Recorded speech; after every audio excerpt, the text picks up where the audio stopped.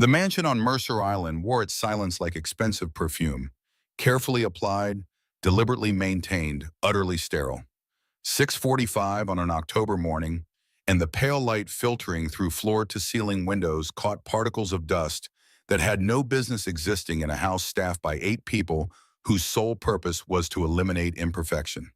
Victoria Hayes sat in her home office on the second floor, fingers dancing across her laptop keyboard with the mechanical precision of someone who'd spent 17 years making money appear from algorithms and market predictions.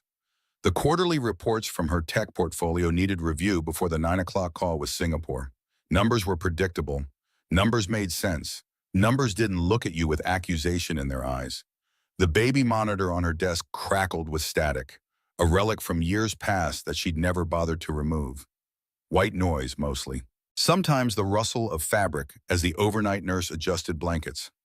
Victoria had learned to tune it out the way people in cities learn to ignore sirens. Then a sound cut through that wasn't white noise at all. Soft, fragile, so delicate the air itself seemed to pause just to make space for it. Daddy. Victoria's fingers froze mid-keystroke. The Hermes handbag perched on the edge of her desk tipped, fell, hit the Italian marble floor with a sound like a gunshot muffled by expensive leather. Her chest constricted.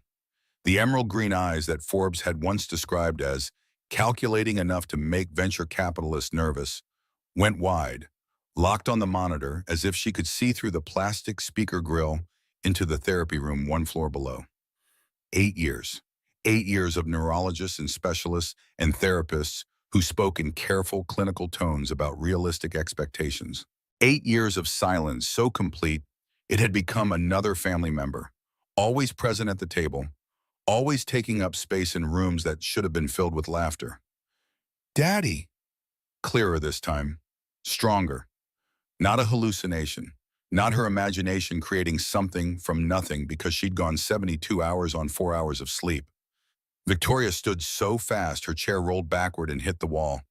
Coffee sloshed over the rim of her cup, spreading a dark stain across papers that represented $3 million in pending investments. She didn't notice, didn't care. Her heels clicked against the floor as she moved toward the door, then stopped, some instinct she didn't understand pulling her back.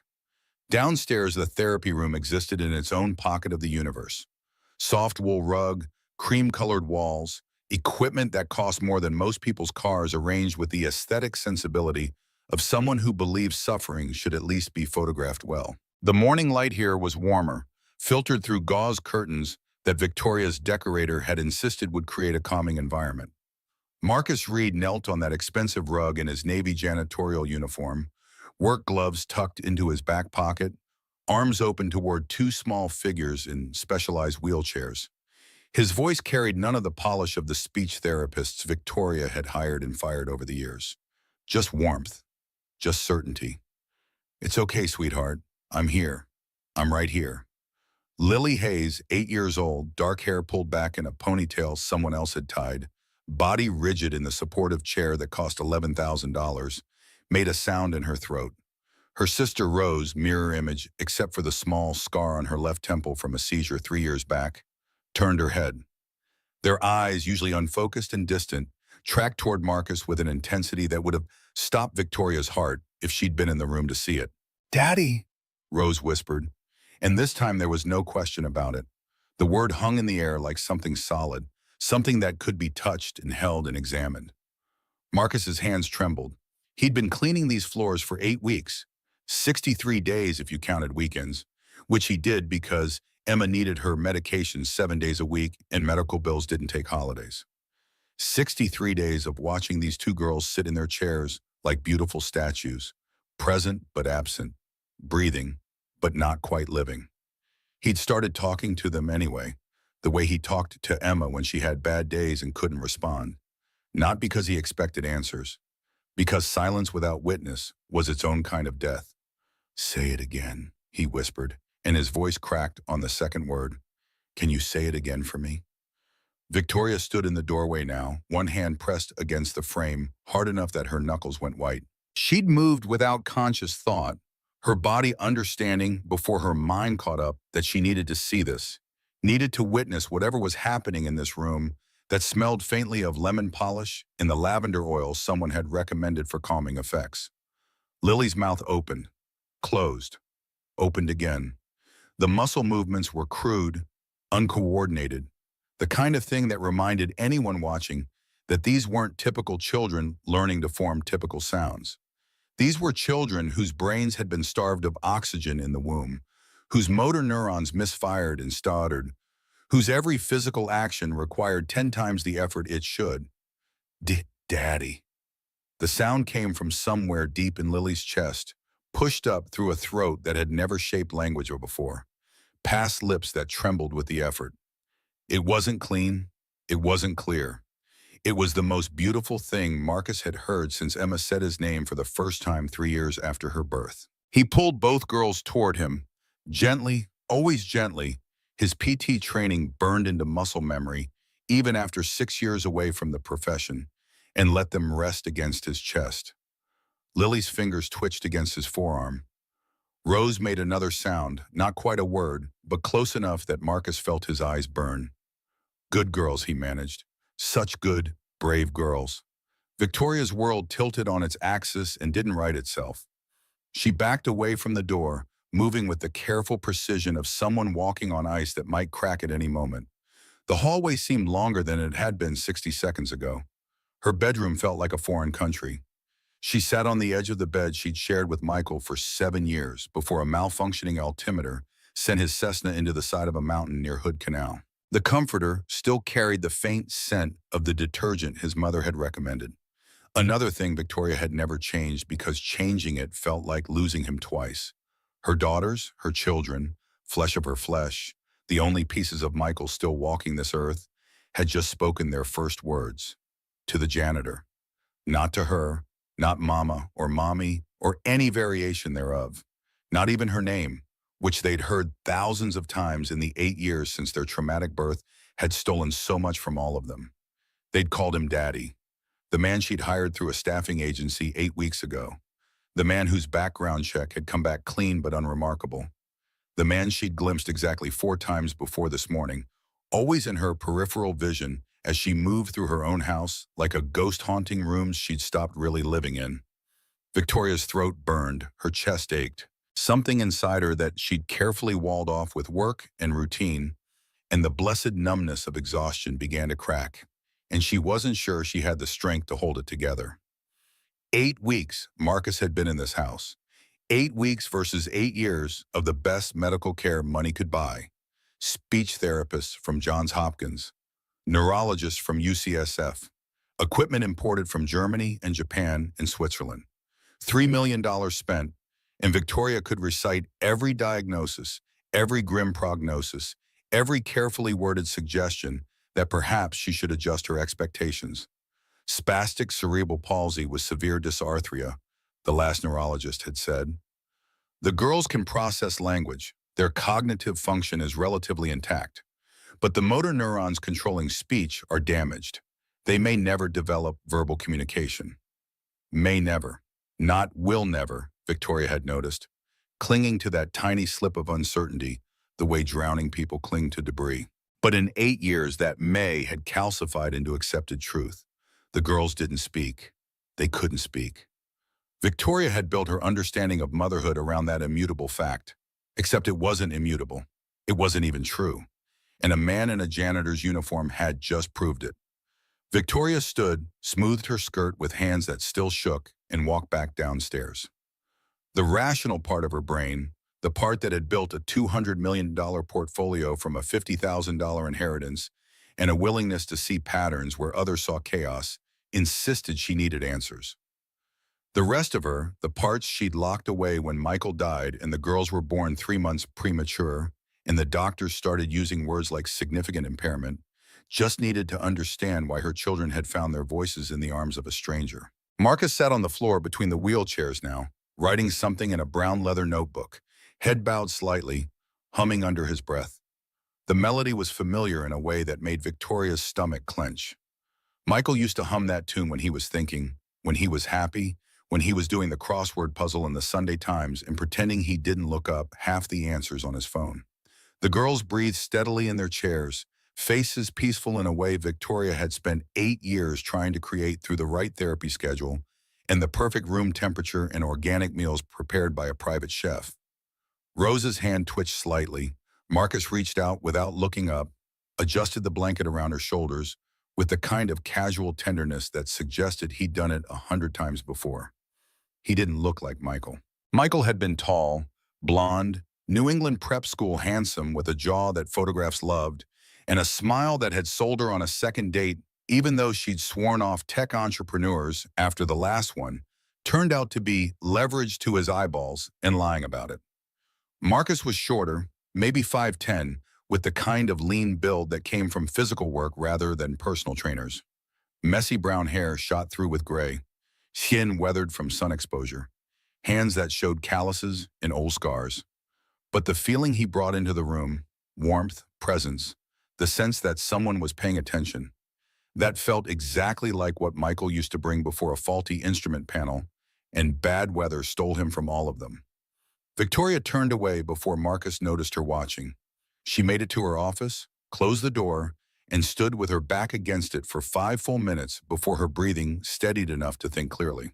Tomorrow she would talk to him. Tomorrow she would demand explanations and timelines and detailed accounts of exactly what he'd been doing with her daughters while she was upstairs moving numbers around spreadsheets. Tonight she would lie awake and try not to think about the fact that Lily and Rose had smiled at Marcus Reed in a way they'd never smiled at her. The Hayes estate existed in the kind of neighborhood where even the morning joggers looked affluent, where Tesla charging stations outnumbered parking meters, and where the smallest house still cleared $3 million if you caught the market right. Marcus drove past those houses every morning at 5:15, his 14-year-old Honda Civic coughing blue smoke that probably violated 6 different emission standards. 8 weeks ago, he'd pulled into the service entrance for the first time, nerves making his hands slick on the steering wheel. The job posting had been vague: estate maintenance, flexible hours, competitive pay. But Marcus had learned that flexible hours usually meant whatever we need you to work, and competitive pay meant competitive with what we think your time is worth, not what you think it's worth. He'd needed it anyway. Emma's anti-seizure medication cost $800 a month after insurance, and his coverage through the Redmond apartment complex, where he worked afternoons, had a deductible that reset every year like some kind of cosmic joke. This would be job number 3, slotted into the morning hours before his shift at the complex and his weekend work, doing facilities maintenance at a medical plaza in Bellevue.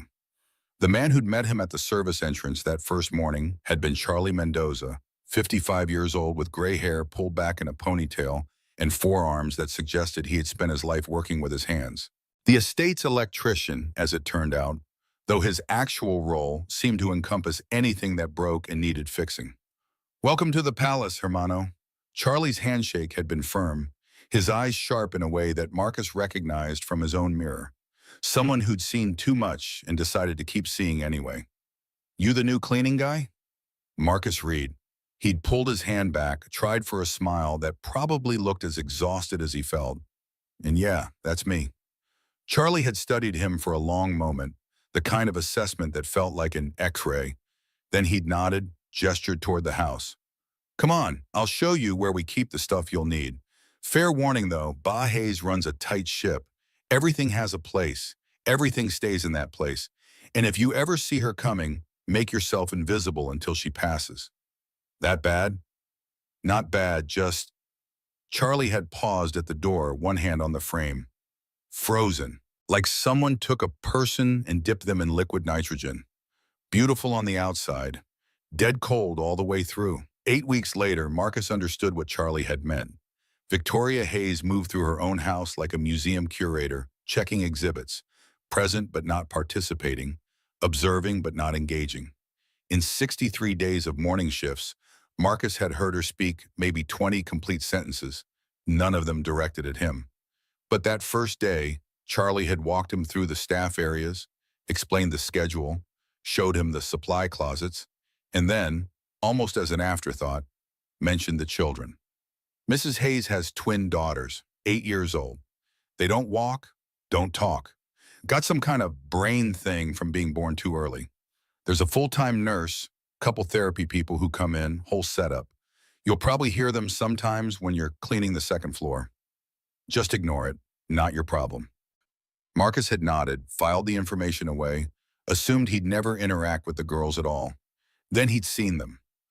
Third day on the YM, he'd been cleaning the hallway outside the therapy room when Dr. Sarah Chen, the day nurse, young and competent and clearly exhausted, had wheeled the girls out for what she called environmental exposure. Marcus had stepped aside to let them pass, started to look away the way people do when confronted with disability they don't know how to acknowledge.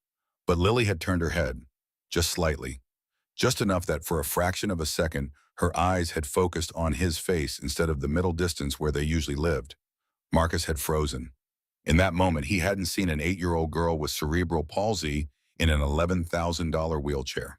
He'd seen Emma, his daughter, his whole world, the reason he worked 3 jobs and survived on 5 hours of sleep and couldn't remember the last time he'd bought himself new shoes. Emma, who'd been born at 30 weeks with the umbilical cord wrapped around her neck.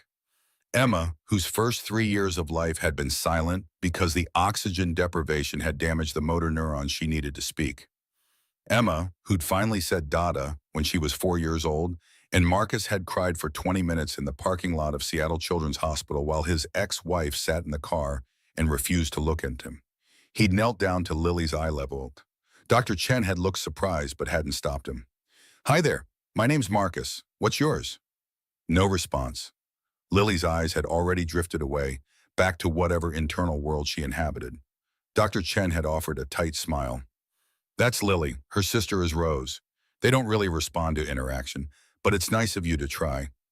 Marcus had straightened, nodded, watched the nurse wheel both girls away. That night, lying in his cramped apartment, while Emma slept in the next room with her breathing monitor beeping softly, he thought about those 2 little girls trapped in bodies that wouldn't cooperate, and minds that understood everything but couldn't communicate anything back.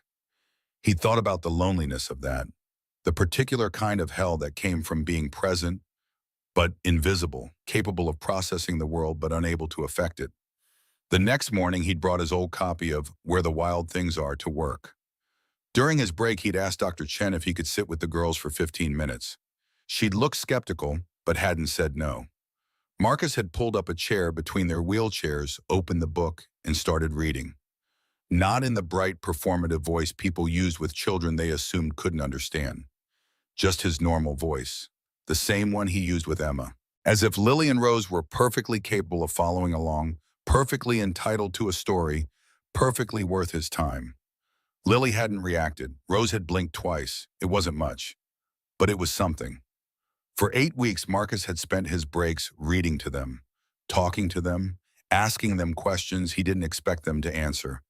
And slowly, so slowly, he'd almost convinced himself he was imagining it. Their eyes had started to track his movements when he entered the room. Their breathing had shifted when they heard his voice. Rose's fingers had begun to curl and uncurl when he read particularly exciting parts of stories. He'd started incorporating things he'd learned during his 6 years as a physical therapy aide at Seattle Children's Hospital. Gentle pressure point massage around the jaw and throat, the kind of thing that increased blood flow to facial motor neurons. Humming exercises where he'd place their hands on his chest so they could feel the vibration. Teaching their bodies what speech felt like from the inside out. Dr. Chen had noticed. "What are you doing with them? I've never seen them this responsive." Marcus had shrugged, uncomfortable with the attention. "Just talking. Kids can tell when people actually see them, when you're not just going through motions." The therapists Mrs. Hayes hired cost $300 an hour. Yeah, well, Marcus had adjusted Rose's blanket, checked to make sure Lily's head support was properly positioned. Sometimes the expensive answer isn't the right one. He'd been thinking about Emma when he said it, about all the specialists who'd told him she'd never speak, never communicate, never be anything more than a body that needed care. About how he'd ignored every single one of them and just kept showing up, kept trying, kept believing that his daughter was in there somewhere and deserved to be seen. "There's something worse than not being able to speak," he'd told Dr. Chen that afternoon. "It's when nobody truly listens." She'd looked at him for a long time after that, like she was reassessing something fundamental. This morning when Lily and Rose had called him Daddy, Marcus's first thought had been that he'd finally lost it. 3 jobs, chronic sleep deprivation, and the constant low-grade terror of not having enough money for Emma's medications had finally broken something in his brain and created an auditory hallucination. But then Rose had said it again, and Lily had tried to reach for him, and Marcus had understood that 8 weeks of simply being present, of treating these girls like the whole human beings they were, had given them enough safety to try. He'd been writing down the details in his notebook, what time they'd spoken, what words they'd used, how their mouths had moved, when he'd sensed someone watching from the doorway. A quick glance had confirmed what he'd suspected. Victoria Hayes, perfectly put together even at 7 in the morning, staring at her daughters like she'd never seen them before. Marcus had pretended not to notice. Whatever was happening in Victoria's head right now, she needed space to process it. And he needed to record every detail of this breakthrough before his memory smoothed over the rough edges. Lily had spoken, Rose had spoken. After 8 years of silence, they'd found their voices. Marcus just hoped their mother could find hers in return. The kitchen on the main floor of the Hayes estate could have housed 3 families comfortably. Granite countertops stretched for days, commercial-grade appliances gleamed with chrome perfection, and the walk-in pantry held more organic, artisanal, locally sourced ingredients than most grocery stores. Charlie Mendoza sat at the small staff table in the corner, eating lunch from a metal container that had seen better decades. The smell of homemade carnitas filled the space, making the $500 coffee maker on the counter seem even more ridiculous by comparison. Marcus slid into the seat across from him, unwrapping the peanut butter sandwich he'd made at 4:30 that morning while Emma was still sleeping. "Heard you had an interesting morning." Charlie bit into a tortilla, raised an eyebrow. "Nurse Chen says the girls talked. First words ever." "That true?" "Yeah." Marcus tried to keep his voice steady. Failed. "They called me Daddy." Charlie stopped chewing, set down his food, leaned back in his chair with the kind of careful stillness that suggested he understood exactly how significant that was. "Mierda, hermano. I mean, 8 years those kids haven't made a sound, right? And you've been here, what, 2 months? 8 weeks, 63 days. And the ba? She know?" She was there, in the doorway, watching. Charlie whistled low. "How'd she take it?" "Didn't stick around long enough to find out."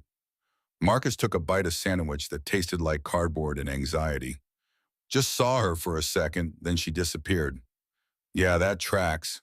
Charlie pushed his container across the table. "Eat some real food, man. You look like you're about to pass out." "I'm fine. You work 3 jobs, got a disabled kid at home, and you just had a major emotional breakthrough with 2 other disabled kids who aren't yours. You're not fine. Eat." Marcus took a tortilla, mostly because arguing would take more energy than complying. The carnitas were good. Of course they were good. Charlie's wife had been cooking for 50 years and could probably make tree bark taste amazing. "You got kids, Charlie?" "2 daughters, both grown now. One's a teacher in Portland. Other one's a marine biologist, lives in San Diego." Pride crept into Charlie's voice. "Grandkids, too. 4 of them. Beautiful, healthy, loud as hell." "That's good." "Yeah." Charlie's expression shifted. "My wife, Maria, she had our first when she was 22. Healthy pregnancy, no complications. Popped that baby out like she'd been doing it her whole life. Second one, same thing. We were lucky. Some people don't get lucky." Marcus thought about Emma, about Nicole standing in the hospital room 3 hours after their daughter's birth, staring at the monitors and the tubes and the tiny struggling body, and saying in a voice made of ice, "This is punishment. For something. I don't know what, but we must have done something to deserve this." He'd kicked her out of the room, filed for divorce 6 months later when it became clear she wouldn't bond with their daughter. Gotten full custody 18 months after that when Nicole had signed away her parental rights like she was terminating a cell phone contract. "You got a kid too, right?" Charlie's voice pulled Marcus back to the present. Chen mentioned something. "Daughter, Emma, she's 9, has quadriplegic cerebral palsy, more severe than Lily and Rose." "Quadriplegic." Charlie absorbed that. Can she talk? Yeah, took until she was 4, but yeah, limited vocabulary, but she can communicate. About 30 words consistently, another 20 on good days. And that's why you knew what to do with Mrs. Hayes' girls. It wasn't a question, but Marcus answered anyway. Emma taught me that disability isn't the same as inability. It's just different ability, different timeline. The specialist told me she'd never speak. Said I should focus on quality of life instead of false hope.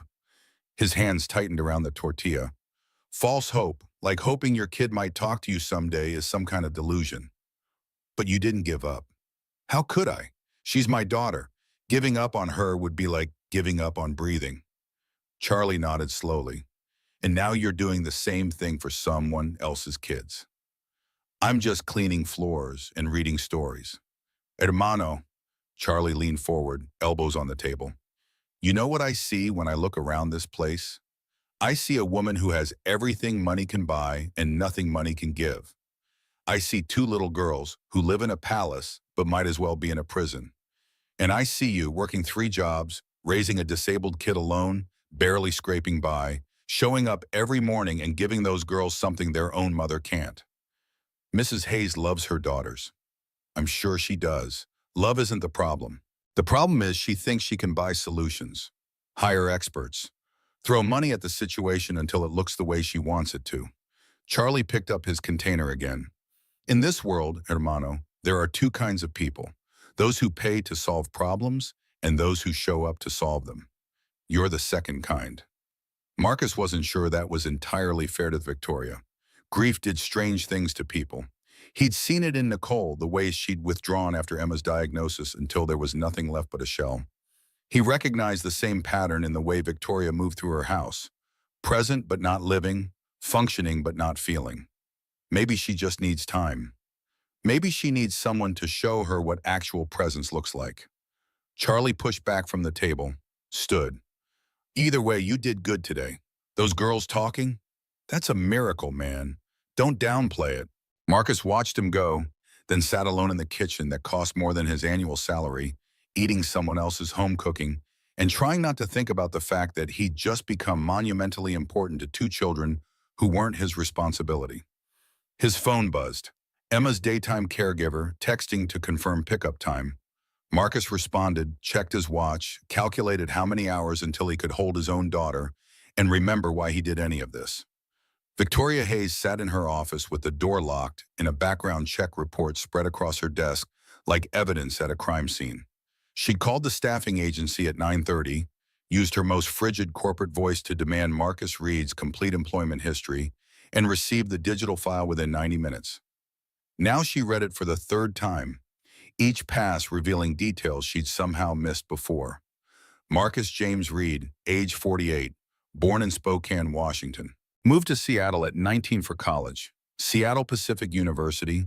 Dropped out after 2 years when his father died and he'd needed to work full-time to support his mother. No criminal record, no bankruptcy filings. 3 current employers. Hayes Estate Services, 8 weeks. Cascade Gardens. Apartment complex in Redmond, 4 years. Northwest Medical Plaza Facilities Maintenance, 2 years. Previous employment jumped out at her now. Seattle Children's Hospital. Physical Therapy Department, March 2010 through March 2018. 8 years as a PT aide specializing in pediatric neuromuscular disorders. Supervisor notes included in the file said things like exceptional patience with nonverbal children and demonstrates intuitive understanding of adaptive techniques and consistently goes above and beyond standard care protocols. Resignation noted as voluntary effective March 15, 2018. No disciplinary issues, no performance problems. Just a 1-sentence note. Personal family circumstances require full-time attention. Victoria cross-referenced the dates. March 2018, Emma Reed's birth certificate, attached as part of the family status documentation, showed the same month. His daughter had been born, and he'd quit a job he was clearly good at. The divorce records told the rest of the story in the kind of clinical language that made human tragedy sound like a business transaction. Nicole Ann Reed, née Patterson, filed for divorce in January 2020, citing irreconcilable differences. The custody battle, if you could call it that, had been brief. Nicole had requested zero parental time, zero custody rights, zero ongoing contact. The judge's note suggested confusion at a mother completely abandoning her child, but Nicole's lawyer had been clear. His client could not emotionally or psychologically cope with a severely disabled child and believed terminating all parental rights was in everyone's best interest. Marcus had gotten full legal and physical custody. Nicole had remarried 7 months later to a software engineer who worked at Microsoft, moved to the East Side, and apparently never looked back. Financial information painted a picture Victoria recognized from her early years, before Michael and before the trust fund from her grandmother had matured. Marcus's combined income from 3 jobs came to $42,000 a year. His apartment in Redmond, a rent-controlled unit in an older complex, cost $1,400 a month. Emma's medical expenses, even after insurance, ran another $1,000 monthly. Childcare while he worked totaled $600. Food, utilities, transportation, and everything else had to fit into what remained. The medical debt section made Victoria's chest tighten, $52,000 across 4 collection agencies, all related to Emma's care: emergency room visits for seizures, equipment insurance wouldn't cover, experimental therapies not approved by standard medical boards. He was drowning, working himself to exhaustion while raising a severely disabled daughter alone, and he was barely keeping his head above water. And yet every morning for 8 weeks, he'd shown up at her house and given her daughters something she'd failed to provide despite having resources he could barely imagine. Victoria closed the file, opened her laptop, pulled up the security footage from the therapy room. The Hayes estate had cameras everywhere, not in bedrooms or bathrooms, but in common areas, hallways, and yes, the therapy room. She'd installed them after Michael's death when paranoia about losing her daughters too had reached clinical levels. She'd never actually reviewed the footage before. Dr. Chen sent daily reports. The therapist submitted detailed progress notes. Victoria had convinced herself that monitoring the monitoring was sufficient. Now she scrolled back through 8 weeks of recordings, watching Marcus interact with Lily and Rose when he thought no one was paying attention. Week 1, he'd simply sat with them during breaks, not doing anything, just being present, talking about his morning drive, the weather, random thoughts about nothing important. The girls hadn't responded at all, but Marcus had kept talking anyway. Week 2, he'd started bringing a book, reading aloud, showing them pictures even though their eyes didn't focus on the pages. His voice was steady, unhurried, treating them like an audience that mattered even though they gave him nothing back. Week 3, the first physical contact. Gentle massage around Lily's jaw and throat, explaining what he was doing in a voice that assumed she understood. This helps the muscles remember how to work together. Doesn't hurt, just feels like pressure. Rose had watched, her eyes tracking his hands with the first sign of focused attention Victoria had seen in years. Week 4, humming exercises. Marcus would place the girl's hands on his chest and hum deep notes, letting them feel the vibration. That's what sound feels like from inside your body. Your voice is in there, just waiting to come out. Week 5, response. Tiny, almost imperceptible, but there. Lily's fingers had curled when Marcus started reading. Rose had made a sound in her throat during a humming exercise. Not a word, but vocalization. Marcus had frozen, eyes wide, then continued like nothing had happened. Weeks 6 through 8, progress accelerating. The girls turning their heads when Marcus entered the room. Rose attempting to mimic humming sounds. Lily's mouth movements becoming more deliberate during reading sessions. Marcus documenting everything in his brown notebook, checking and rechecking like he couldn't quite believe what he was seeing. And this morning, speech, actual words. The impossible becoming possible because someone had been patient enough to wait for it. Victoria closed the laptop, sat in the leather chair that had cost $4,000 and felt empty as a voting booth after the election's over. She'd spent $3 million on her daughter's care. Marcus Reed had spent 8 weeks in whatever you could buy for $42,000 a year. Her money had purchased equipment and credentials and therapy protocols that sounded impressive on paper. His presence had given them their voices. The difference wasn't about resources. It was about something else entirely.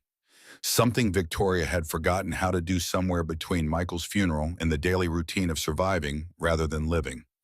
Skills don't come from degrees, she remembered Marcus saying to Dr. Chen in one of those security recordings. They come from never giving up on the people you love. Victoria stood, smoothed her skirt, checked her reflection in the window that overlooked Mercer Island's carefully manicured landscape. The woman looking back at her had perfect hair, perfect makeup, perfect everything except the eyes. Those told a different story, of someone who'd been running from pain for so long she'd forgotten what it felt like to stand still. Tomorrow, she would talk to Marcus. She would demand explanations, timelines, detailed accounts of his methods. Tonight, she would lie awake and wonder when she'd stop being her daughter's mother and started being their case manager instead. The address in Redmond took Victoria 45 minutes to reach, traffic on 520 thicker than usual for a Thursday afternoon. She'd told herself she was being ridiculous, that driving to Marcus Reed's apartment complex was a violation of privacy and professional boundaries, and probably several other things her therapist would have strong opinions about. She'd come anyway. Cascade Gardens sat on a street where the gardens part was aspirational at best. 3 buildings arranged in a U-shape around a parking lot that had more potholes than pavement. Peeling paint, chain-link fence separating the property from the convenience store next door, playground equipment that looked like it had been installed during the Reagan administration and never updated. Victoria parked her Tesla across the street, suddenly very aware of how much her car cost compared to the combined value of every vehicle in that lot. She'd changed out of her work clothes, Armani suit, Louboutin heels, into jeans and a sweater that had cost $500 but at least didn't scream, "I make more in a month than you make in a year." 2:15 in the afternoon. Marcus's schedule, according to the file she definitely shouldn't have memorized, had him working at the apartment complex from 1 to 6. His day off from the Hayes estate. She shouldn't be here. This was stalking. This was invasive. This was wrong on multiple levels. Victoria stayed in the car. At 2:17, a second-floor apartment door opened. Marcus stepped onto the balcony, pushing a small wheelchair. The girl in it, Emma, had to be Emma, had brown curly hair pulled into 2 puffs on either side of her head, secured with pink butterfly clips. She wore a dress covered in more butterflies, the kind of cheerful pattern that suggested someone had put thought into making her feel pretty. Marcus positioned the wheelchair so Emma faced the courtyard, knelt beside her, one hand on the chair's arm, the other pointing down at something Victoria couldn't see from this angle. A bird, maybe, or a flower growing through a crack in the concrete. Emma's eyes followed his hand. Her body was rigid in the chair, locked in the kind of spasticity that made every movement a battle. But her gaze tracked. She was present. She was paying attention. Marcus said something Victoria couldn't hear. Emma's mouth moved, attempt at response, Victoria thought, though from this distance she couldn't be sure. Marcus smiled, touched his daughter's cheek with infinite gentleness, then produced a picture book from somewhere. He read aloud. Victoria was too far away to hear the words, but she could see his mouth moving, see the way he showed Emma each page, even though the girl's body wouldn't allow her to turn pages herself. Every few sentences, Marcus would pause, place Emma's small hand against his chest. The same technique he'd been using with Lily and Rose. Emma tried to smile. It was crooked, effortful, the kind of smile that required muscles that didn't want to cooperate. But it was real. It was joy, unmistakable even from across the street. Marcus kissed the top of his daughter's head, said something that made Emma attempt another sound. Then he carefully wheeled her back inside, one hand still resting on her shoulder, like he couldn't bear not to touch her. Victoria sat in her car and cried.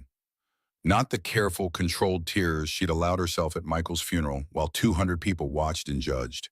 Not the quiet, dignified grief she'd permitted in the shower where no one could see. Full, body-shaking sobs that came from somewhere so deep she hadn't known it existed. This was love, what she'd just witnessed, not the idea of love, not the performance of love, not love as obligation or duty or responsibility. Just pure, uncomplicated devotion to another human being who needed you. Marcus Reed worked 3 jobs, lived in an apartment that probably had mold in the bathroom and cockroaches in the kitchen, drove a car that was old enough to vote, had medical debt that would take years to pay off, and he spent his day off reading to his daughter on a balcony because she deserved sunshine and stories and someone who saw her as more than a collection of symptoms. Victoria had a mansion, had money she could never spend, had every resource imaginable at her fingertips. And she'd spent the last 8 years hiding in her office, pretending that hiring enough people to care for her daughters meant she was caring for them herself. At 2:40, Marcus emerged from the building again, this time without Emma. He carried a toolbox and headed toward the building on the left. Work, Victoria realized. His job as maintenance for the complex probably involved fixing things during his so-called day off.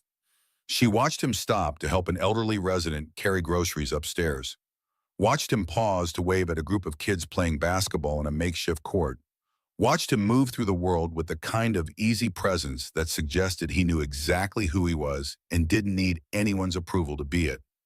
Victoria started her car, drove back to Mercer Island, walked into her empty mansion where 8 staff members ensured everything was perfect and nothing was alive. She went to the therapy room. Lily and Rose were having their afternoon rest period, both asleep in their specialized beds. Victoria stood between them, looking at her daughters, really looking, maybe for the first time since they'd come home from the NICU 8 years ago. They had Michael's nose, Victoria's chin, a blend of both their coloring. They were beautiful in the way all children are beautiful, but Victoria had spent so long seeing only their disabilities that she'd forgotten to see them. Lily stirred in her sleep, made a small sound. Victoria's breath caught. Was it Mama? Could have been. Or could have been nothing, just the random vocalization of a sleeping child. Victoria would never know because she hadn't been paying attention, hadn't been present, had hired other people to notice things like whether her daughters made sounds in their sleep. She reached out, hesitated, then gently touched Lily's hand. The girl didn't wake, didn't react. But Victoria kept her hand there anyway, feeling the warmth of skin against skin, the pulse of life that she'd been too afraid to fully acknowledge. "I'm sorry," she whispered. "I'm so sorry I haven't been here." No response, no absolution, just 2 sleeping children who deserved better than a mother who treated motherhood like a project to be managed from a distance. Victoria stood there until her legs ached. Then she went to her office, opened her laptop, and started researching cerebral palsy treatment, not from medical journals and expensive consultants, but from parent forums and disability rights organizations and people who actually live this reality every day. She read until midnight, learned things she should have known years ago, discovered a whole world of knowledge that existed outside the sterile confines of medical expertise, practical wisdom from people who understood that disability wasn't a problem to be solved, but a different way of being human. Somewhere around 2 in the morning, Victoria fell asleep at her desk, her last conscious thought being that tomorrow she would talk to Marcus Reed and try to understand how he'd managed to do in 8 weeks what she'd failed to do in 8 years. She would ask him to teach her how to be present for her own children. And if he was willing, she would learn. Friday afternoon light filtered through the therapy room windows, like it was trying hard not to disturb anyone. Victoria stood just inside the doorway, palms damp against her skirt, watching Dr. Chen prepare Lily and Rose for what the schedule called interactive engagement time. She'd spent the previous night researching, reading forum posts from parents who described breakthrough moments, learning that consistency mattered more than credentials, understanding, finally, that her daughters needed her presence more than her checkbook. Now came the hard part, actually being present. "May I?" Victoria's voice came out smaller than intended. Dr. Chen looked up, surprise flickering across her features before professionalism smoothed it away. "Of course, Mrs. Hayes, they'd love that." Would they? Victoria wasn't sure love was the right word for what Lily and Rose might feel about a woman who visited them on a schedule maintained by other people. She pulled a chair between the wheelchairs, sat down, tried to remember what Marcus had done in all those security recordings. Just talk. Just be there. Simple. Except nothing about this felt simple when your own children looked at you like a stranger who happened to live in the same house. "Hello, my loves. It's Mommy." The words felt foreign in her mouth. When had she last called herself that?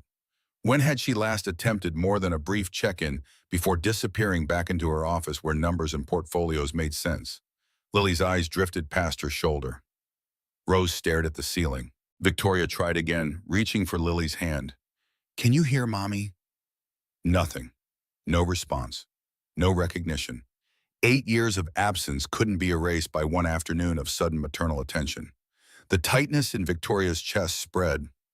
She'd known this would be difficult, but understanding something intellectually and experiencing it emotionally were different countries entirely. She attempted to sing Michael's lullaby, the one from his notebook, the one Marcus had somehow found and used, but her voice came out wrong, too formal, too careful, missing whatever warmth Marcus brought to the melody. She sounded like someone performing rather than someone who meant it. Lily turned her head away, not dramatically, just a small movement that communicated everything Victoria needed to know about how this was going. Dr. Chen moved closer, compassion in her voice. They've been restless all day, ma'am. Marcus usually handles afternoon reading, but he's cleaning the West Wing. Marcus. Of course. The girls were waiting for him, not her. Could you? Victoria paused, pride warring with desperation. Could you ask him to come here? 10 minutes later, Marcus entered, still wearing damp work gloves from scrubbing bathroom tile. His hair stuck up where he'd run his hands through it, and there was a smudge of cleaning solution on his sleeve. He looked tired. He looked underpaid. He looked like someone Victoria should have noticed weeks ago. The transformation in Lily and Rose was immediate. Fingers that had been still began to curl and uncurl. Eyes that had been vacant suddenly tracked toward the door. Rose made a sound, not a word, but intentional vocalization that meant something in whatever language she and Marcus had developed together. Marcus pulled off his gloves, tucked them in his back pocket, and knelt between the wheelchairs with the ease of someone who'd done this hundreds of times. He didn't acknowledge Victoria. All his attention focused on the girls. Hey there, sweethearts. Sorry I'm late. Had to make Mrs. Peterson's bathroom sparkle. His voice carried warmth that Victoria's hadn't managed. Want to practice our humming? He placed one hand on Lily's chest, the other on Rose's. Started humming a low note that Victoria felt more than heard. The girls' bodies vibrated with it. Lily's mouth opened slightly, attempting to mimic the sound. Rose's fingers reached toward Marcus's arm. That's it. Feel that? That's what voices do. They live right here. He tapped Lily's sternum gently, just waiting to come out and say hello to the world. Victoria watched, cataloging every detail. The pressure of his touch, firm enough to be felt through their limited sensory processing. Gentle enough not to overwhelm. The way he made eye contact with each girl in turn, treating them as individuals rather than a matched set. How he explained what he was doing as if they could understand every word, because maybe they could, and who was he to assume otherwise? May I try? The question escaped before Victoria could stop it. Marcus glanced at her. Something shifted in his expression. Not quite surprise, but close. He nodded, gestured to Rose. Place your hand here. Flat palm, steady pressure. Then hum from your chest, not your throat.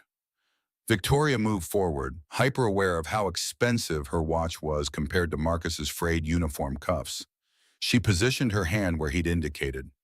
Rose's chest felt small and fragile beneath her palm, ribs too prominent, heartbeat rapid and bird quick. She tried to hum. The sound came out thin, uncertain.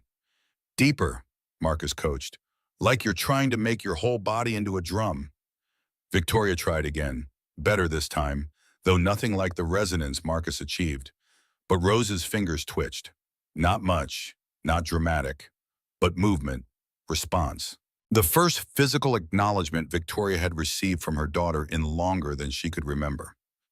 Tears burned her eyes. She blinked them back, kept humming, felt the small vibration against her palm, and thought about all the moments she'd missed, all the progress she'd delegated to others, all the ways she'd failed to show up for the two people who needed her most. Marcus watched her for a long moment. When he spoke, his voice held no judgment, just quiet certainty. You can't buy trust with money, Mrs. Hayes. Trust is built from small moments, repeated every single day until it becomes something you can count on. Victoria wanted to argue, wanted to defend herself, wanted to explain about grief and trauma, and how sometimes the only way to survive losing someone you loved was to make sure you never loved that completely again. But Rose's fingers had closed around her thumb, a grip so weak Victoria barely felt it. But there, real, permission to try. Teach me, she managed. Everything you know. I need to learn how to be their mother again. Marcus studied her, weighing something Victoria couldn't see. Then he nodded. Tomorrow, same time. Bring patience, that's all you'll need. The weather alert came through on Marcus's phone at 3:45 while he was halfway through mopping the second-floor hallway. Pacific storm system approaching Puget Sound. Winds 70 miles per hour expected. Power outages likely. Stay indoors after 6 p.m. His stomach dropped. Emma hated storms. The thunder triggered something primal in her, sent her into seizures if the stress got bad enough. And his apartment's backup generator had stopped working 2 months ago, something he'd been meaning to fix but hadn't found time or money for yet. He needed to get home. Now, but downstairs in the therapy room, Lily and Rose were growing increasingly agitated. Chen had mentioned it when Marcus passed by. The barometric pressure shift affected them the way it affected Emma. They could feel weather changes in their bodies, some hypersensitivity that made them anxious even when they couldn't articulate why. Marcus checked his watch. 4 o'clock. Emma's daytime caregiver wouldn't leave until 5:30. He had 90 minutes. If he stayed with Lily and Rose until 4:30, he could still make it back to Redmond before the storm hit. Victoria appeared at the top of the stairs, phone pressed to her ear, finishing some business call that involved phrases like market volatility and hedge position. She ended the call, noticed Marcus standing there with his mop bucket. The storm. You should leave early. Get home to Emma before it hits. So she'd been paying attention, knew his daughter's name, actually seemed concerned. The girls are restless, Marcus heard himself say. They can sense the pressure dropping. If I could just stay until 4:30. Go now. Victoria's voice held unexpected firmness. I'll stay with them. Mrs. Hayes, with respect, they're already on edge. A change in routine right now might... I said I'd learn. Might as well start. She moved past him toward the stairs. Go take care of your daughter, Marcus. I'll manage mine. He wanted to argue. The girls needed consistency, especially when they were already stressed. But Emma needed him more, and every minute he delayed was a minute closer to being stuck on Highway 520 when the storm made the bridge impassable. Marcus set down his mop bucket. They responded deep humming, and the lullaby from Mr. Hayes's notebook. They know it now. If things get really bad, just be there. That's the most important part.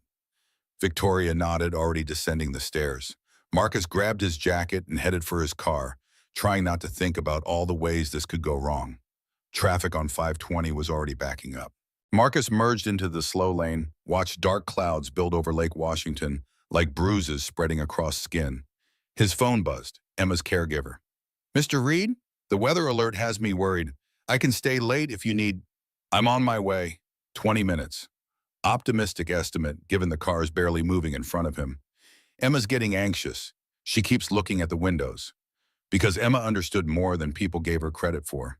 She knew storms meant danger, meant darkness, meant her father stressed and scared, and she fed off his anxiety the way flowers feed off sunlight. Put the phone near her, let me talk to her. Rustling sounds. Then Emma's breathing, rapid and shallow. Hey, baby girl, it's Daddy. I know you're scared, but I'm coming home, okay? You're safe. Maria's there with you. Just breathe with me. In and out. That's my girl. Emma made a sound, half whimper, half attempt at dada. Marcus's throat tightened. I'll be there soon, I promise. Just hold on for me. The bridge was slowing to a crawl now. Marcus checked his rearview mirror, saw nothing but brake lights stretching back toward Mercer Island. Checked ahead and saw the same thing pointing toward Redmond, trapped in the middle while the sky turned the color of old iron. His phone rang. Victoria. Marcus? The girls are crying, both of them. I've never heard them cry like this. Because they were terrified and didn't understand why, and the one person who'd taught them they could trust someone wasn't there. I'm stuck in traffic. Bridge is at a standstill. Marcus tried to keep panic out of his voice. Failed. Can you put the phone near them? On speaker? You're not coming back? I can't. The bridge, they're talking about closing it completely. I won't make it. Silence on the other end. Then, what do I do? Everything Marcus had been teaching her for one afternoon distilled into crisis mode.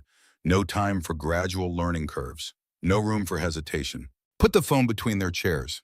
Let them hear my voice. I'll talk them through it. More rustling, then the sound of storm wind already picking up around the Hayes estate, and beneath it, the heartbreaking sound of two children sobbing. Lily, Rose, it's Marcus. I hear you, sweethearts. I know you're scared. The crying didn't stop, but it shifted. They were listening. I can't be there right now, but your mommy is. She's right there with you, and she's not going anywhere. She's going to keep you safe. Marcus closed his eyes, still trapped in unmoving traffic, and started singing. Michael's lullaby, the one he had found in that notebook and used 100 times since. His voice came through the phone speaker, tinny and distorted, fighting against storm wind and thunder starting to rumble in the distance. But it was his voice, and slowly, so slowly, the girl's crying began to quiet. Mrs. Hayes? Marcus opened his eyes, focused on the road, even though nothing was moving. You still there? Yes, her voice sounded wrecked. I need you to do something for me. When I stop singing, you're going to start. The same song. They know it now. They'll recognize it. Marcus, I can't. You can. You have to. They need to hear you choose to be there for them. He sang through two more verses, feeling the absurdity of the situation, conducting a long-distance therapy session from the middle of a traffic jam while his own daughter sat terrified in an apartment 20 minutes away. But he kept going because Lily and Rose were breathing more steadily now, and Victoria needed to understand what actual presence required.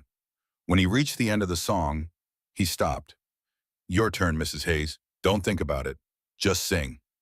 Static. Storm sounds.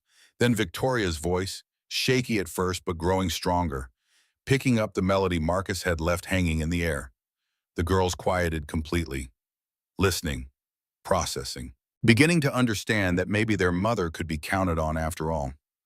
I have to go, Marcus managed. Emma needs me, but you can do this. Just keep singing, keep being there. That's all they need. He ended the call before Victoria could protest. Immediately dialed Emma's caregiver back, learned his daughter was hyperventilating, learned the storm was picking up faster than predicted, learned he was still 15 minutes away in traffic that wasn't moving. The rain started, not gradual, just sudden sheets of water that turned Highway 520 into a river with cars as obstacles. Marcus's windshield wipers couldn't keep up. He gripped the steering wheel and tried not to imagine all the ways this night could go catastrophically wrong. Victoria stood between two crying children with a phone in her hand and a song she hadn't sung in 7 years, sitting heavy on her tongue. The house lights flickered, died. Emergency generator kicked in with a hum that did nothing to mask the storm now battering the windows. She should call Dr. Chen from her room, should activate whatever crisis protocol existed for situations like this, should do anything except stand here alone with daughters she barely knew how to comfort. Instead, she started singing. The words felt rusty. Her voice cracked on the second line. But she pushed through, remembering how Michael used to sing this to her pregnant belly, how he'd promised their daughters would know his voice before they knew his face, how he'd been so certain love was enough to build a family on. He'd been wrong. Love needed presence. Love needed showing up even when, especially when it was hard. Lily's crying hitched. Rose's breathing started to slow. They were listening, actually listening, to her. Victoria knelt between the wheelchairs, still singing, and placed one hand on each daughter's chest the way Marcus had shown her. Felt their hearts racing, their lungs working too hard, their small bodies fighting against fear they couldn't name. I'm here, she whispered between verses. Mommy's here. I'm not going anywhere. Rose's hand moved, found Victoria's wrist, held on with a grip that wouldn't have restrained a butterfly, but meant everything in the context of a child who'd never before reached for her mother voluntarily. The tears came then. Victoria let them fall while she sang, while she held her daughters, while the storm raged outside and the emergency lights cast strange shadows, and everything that had been broken for 8 years started, just barely, to mend. She sang until her throat hurt, sang until Lily's eyes drifted closed, sang until Rose's breathing evened out into something approaching sleep, sang until she heard Michael's voice in her memory, not as grief, but as permission to finally be the mother these girls deserved. When both daughters had fallen asleep, Victoria stayed kneeling on the floor between them. Her knees ached. Her back protested. She didn't care. This was the first time in 8 years she'd been present for a crisis without delegating it to someone else. And the fact that she'd barely managed it didn't matter as much as the fact that she'd tried. Her phone buzzed. Text from Marcus. How are they? Victoria typed with one hand, the other still resting on Rose's chest. Asleep. Safe. I sang to them. Thank you for teaching me how. 3 dots appeared. Disappeared. Appeared again. Finally. You did that yourself. I just reminded you it was possible. But they both knew that wasn't quite true. Marcus had done more than remind her. He'd shown her what real presence looked like when you stripped away money and credentials and everything else that created distance between parents and children. Victoria looked at her sleeping daughters and whispered into the darkness, I'm sorry I waited so long. I'm sorry I let fear keep me away. I'm here now. I promise I'm here now. Thunder rolled overhead. The emergency lights flickered but held. And for the first time since Michael's funeral, Victoria Hayes stayed exactly where she was instead of running back to an office where grief couldn't follow. The call came 3 weeks later on a Tuesday morning while Marcus was replacing a broken window latch in the Hayes estate's guest bedroom. Emma's school, their voice urgent in a way that made Marcus's hands go numb. Mr. Reed, Emma had a seizure. We've called 911. She's on her way to Harborview. Marcus dropped his screwdriver, didn't bother picking it up, just ran. He found Victoria in her office, burst in without knocking, probably violated a dozen unspoken rules about boundaries. Emma, hospital. I have to go. Victoria stood immediately. Take my car. Keys are in my bag. Go.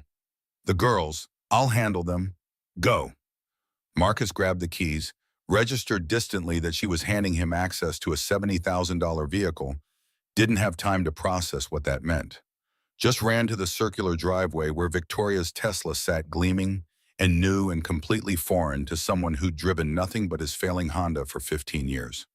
The car started with a whisper. Marcus pulled out faster than he should have, trying to remember how to work the touchscreen while navigating toward downtown Seattle. Traffic was light. He made it to Harborview in 20 minutes that felt like 20 hours. Pediatric ICU, 4th floor.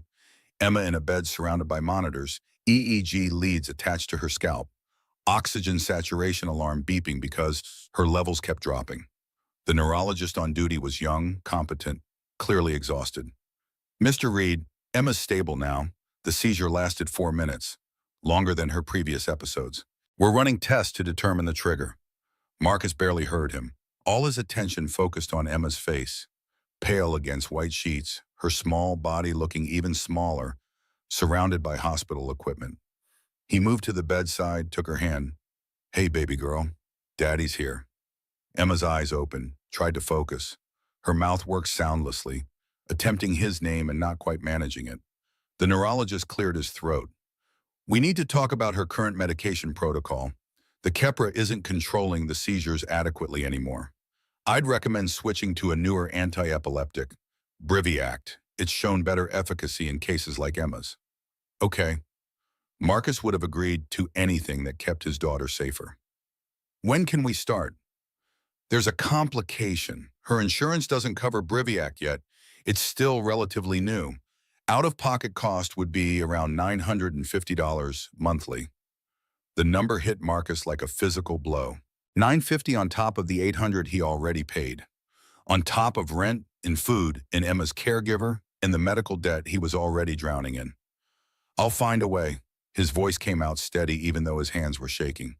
Whatever she needs. The neurologist nodded, made a note in Emma's chart, and left them alone.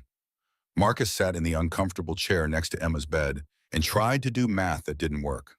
3 jobs, $42,000 a year, already stretched past breaking. Where was he supposed to find another $2,000 annually? Pick up more hours. Except he was already working 60 hours a week and that still left him short. Take a 4th job. Except then who would care for Emma? She needed him, needed the stability of his presence, needed more than just someone making sure she didn't choke on her food. His phone buzzed. Victoria. How is she? Stable. Needs new medication that insurance won't cover. $950 a month. 3 dots appeared. Stayed there for a long time. Finally, let me help. I can cover it. And there it was. The offer Marcus had known was coming from the moment he'd burst into Victoria's office. The solution that made logical sense from every angle except the one that mattered. His fingers hovered over the keyboard. It would be so easy. Just type yes and solve the immediate crisis. Let someone with resources help someone without them. Except that sometimes pride was a luxury he couldn't afford. But if he said yes to this, what came next? More help, more assistance, more ways Victoria's wealth could paper over problems until Marcus wasn't supporting his daughter anymore. He was just the person who showed up while someone else's money kept Emma alive. He'd spent 6 years since Nicole left, proving he could do this alone. Could be enough for Emma even when the world insisted a single father without resources couldn't possibly provide adequate care. Every time he'd accepted help, people had looked at him with pity that felt like judgment. Poor Marcus.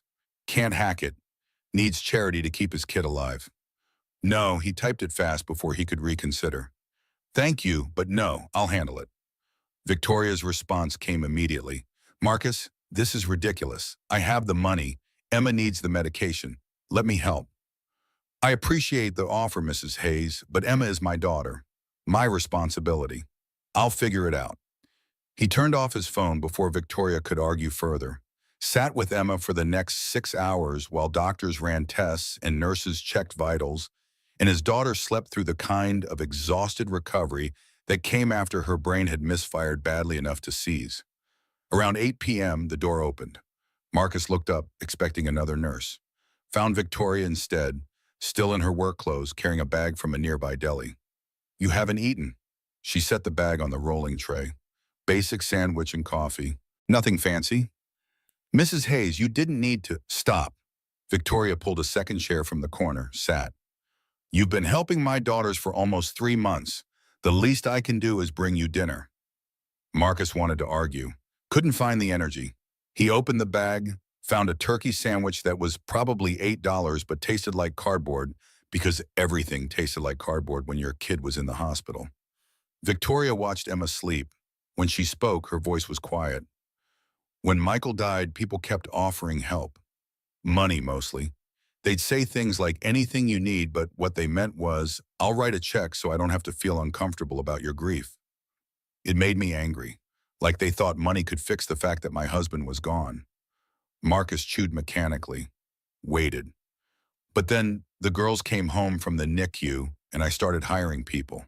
Nurses, therapists, specialists. I told myself I was getting them the best care. Really, I was just avoiding being present for their needs because being present meant acknowledging how broken everything was. She paused.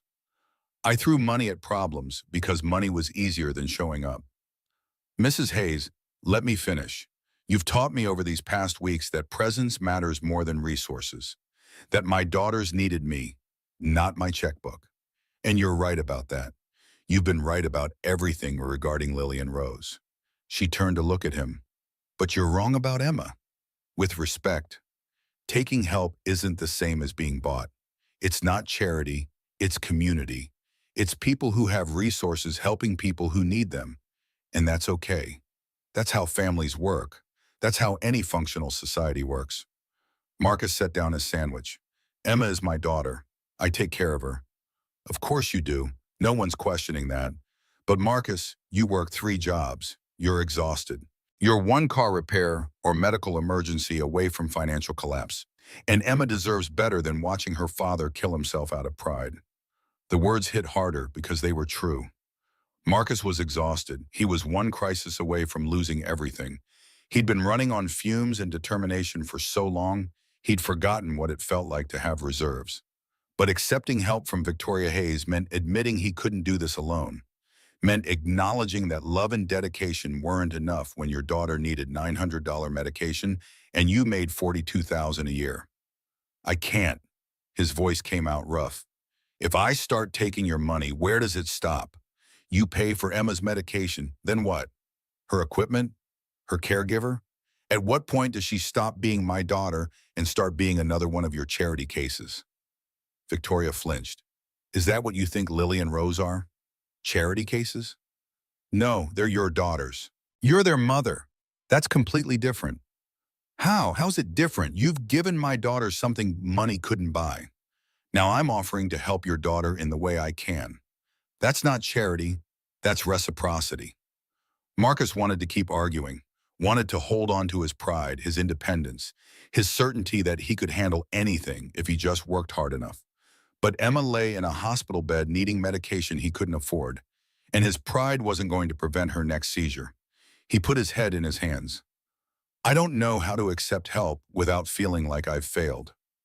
Maybe that's something you need to learn, Victoria's voice gentled. The same way I needed to learn how to be present instead of distant. They sat in silence while Emma slept and monitors beeped and Marcus's entire understanding of self-sufficiency cracked around the edges. Charlie found Marcus in the staff break room the next morning, sitting with cold coffee and the kind of expression that suggested he'd slept in a hospital chair and hated every decision that had led there. Heard about Emma. She okay? Stable. They're keeping her another day for observation. Marcus rubbed his eyes. New medication needed. Insurance won't cover it. I'm trying to figure out how to pay for it without accepting charity from Mrs. Hayes. Charlie pulled out a chair, sat down with the heaviness of someone who had things to say and knew they wouldn't be well received. You're an idiot, hermano. Thanks. Really helpful. You know what your problem is? Pride. You've got so much pride you'd rather let your daughter suffer than accept help from someone who can afford to give it. It's not about pride. It's about pride. Charlie's voice held no judgment, just weary certainty. And I know because I had the same problem. My wife, Maria, she got cancer 12 years ago. Stage 3. Doctor said she needed aggressive treatment, stuff our insurance barely covered. Out-of-pocket costs were going to be over $200,000. Marcus looked up. Charlie had never mentioned this. My brother, he's a software engineer, makes ridiculous money. He offered to help, said he'd cover whatever insurance didn't. And you know what I did? I said no. Told him I'd handle it myself, because accepting help felt like admitting I couldn't provide for my own wife. Charlie's hands tightened around his coffee cup. So I worked double shifts, picked up side jobs, tried to pay for treatments while they were happening. But it wasn't enough, and I was too proud to go back to my brother and admit I needed him. By the time I finally asked, it was too late. Cancer had progressed. Maria died 3 months later. The break room felt too small suddenly, too quiet. The doctor said if we'd started the full treatment protocol 6 months earlier, she probably would have survived. 6 months. That's what my pride cost me. Charlie met Marcus's eyes. Don't make my mistake, hermano. Don't let pride kill someone you love. Marcus's throat tightened. It's different. Mrs. Hayes isn't family. She's my employer. No, she's a woman you've been teaching how to be a better mother to her kids. A woman who's trying to return the favor by helping your kid. That's not employment. That's community. Charlie, you think accepting help makes you weak? It doesn't. Strength isn't never needing anybody. Strength is knowing when to let people who care about you actually care. Charlie stood. Mrs. Hayes isn't offering charity. She's offering partnership. And if you're too stubborn to see the difference, then you're not half as smart as I thought you were. He left Marcus alone with cold coffee and a truth that hurt to acknowledge. Sometimes the bravest thing you could do was admit you couldn't do everything alone. Marcus thought about Emma, about the seizures that were getting worse, about medication that could help if he'd just swallow his pride long enough to accept it, about the difference between being bought and being helped. He thought about Victoria learning to be present for Lily and Rose, about how hard that must have been for a woman who'd spent 8 years using money as a buffer against pain, about how she'd shown up anyway, humbled herself anyway, admitted she needed teaching.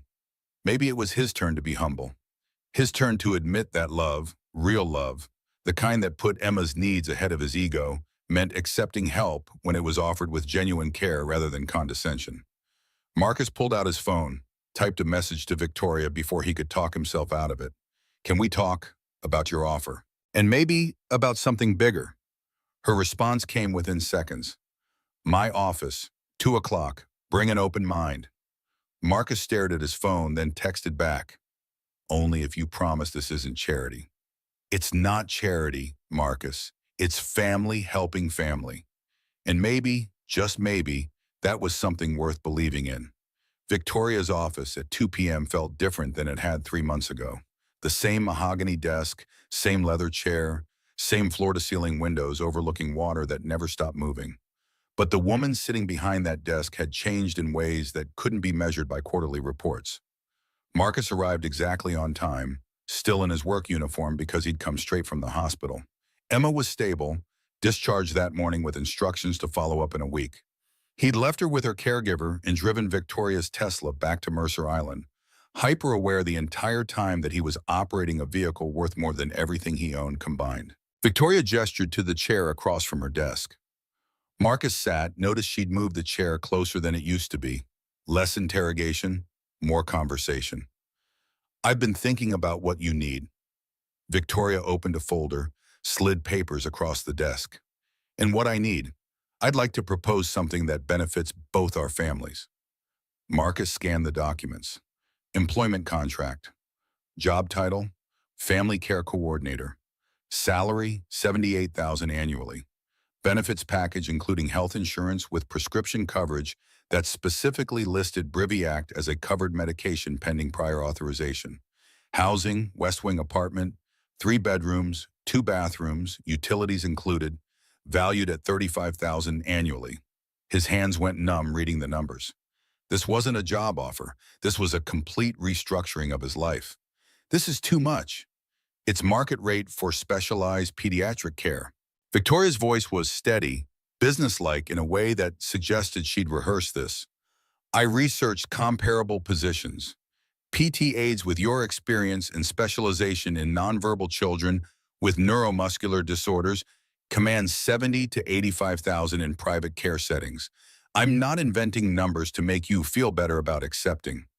But the apartment, I have 8 bedrooms in this house. 6 are empty. Michael's parents visit twice a year and stay for a weekend. That's it.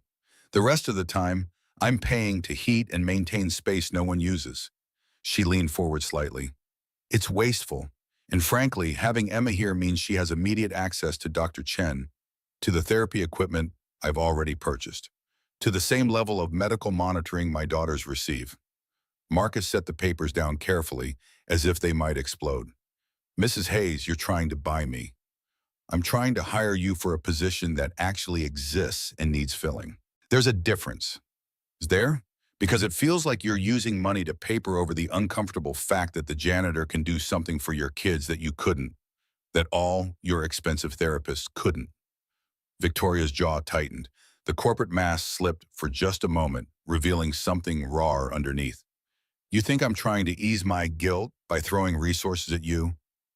Aren't you?" The silence stretched taut between them. Victoria stood, walked to the window, her back rigid. When she spoke, her voice had lost its careful business tone. "Yes, partly. You're absolutely right." She turned to face him, and Marcus saw tears threatening at the corners of her eyes. "When Michael died, I built walls around myself, hired people to do what I was too terrified to do myself. Loved my children without reservation, without the constant fear that I might lose them the way I lost him." Marcus waited, sensing she needed to finish. "Every therapist I hired, every piece of equipment I bought, every structured schedule I implemented, it was all a way to convince myself I was being a good mother while keeping enough distance that it wouldn't destroy me if something happened to them." Victoria moved back toward the desk, but didn't sit. "You showed me what a parent who never gives up actually looks like. You shamed me just by existing, by being present for Emma no matter what it cost you." "That wasn't my intention." "I know. That's what makes it worse. You weren't trying to prove anything. You were just being a father." She finally sat, met his eyes directly.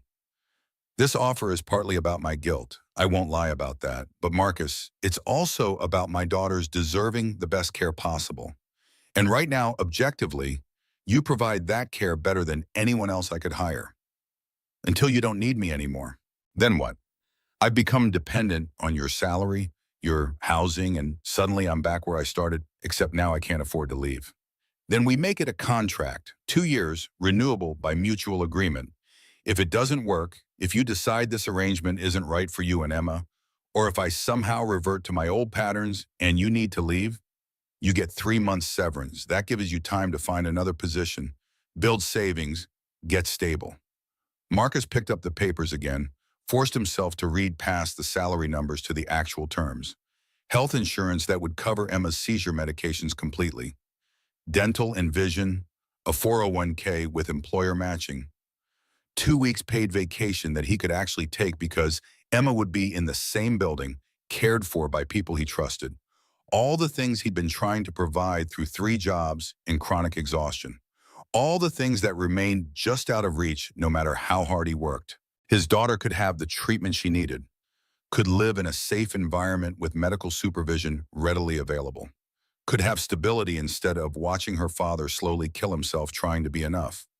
All Marcus had to do was accept that he couldn't provide those things alone, that his love and dedication, while genuine, weren't sufficient when your daughter needed medication that cost $1,000 monthly and you made $42,000 a year.